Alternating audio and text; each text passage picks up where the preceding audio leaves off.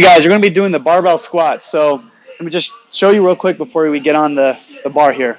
So first thing you want to do, you want your feet shoulder width apart. Okay. Your feet are going to be slightly out. Okay. First thing you do before you go down is you're using your hamstrings to pull your body down. Okay.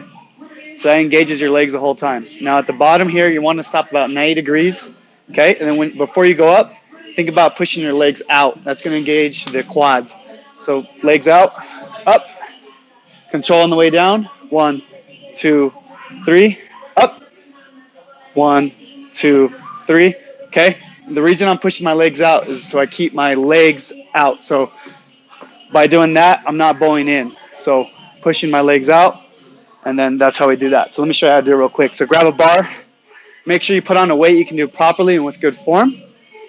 Okay. First thing we do, pull with the hamstrings down. Sit on your heels, up. 1, 2, 3, up. Okay, that's the barbell squat.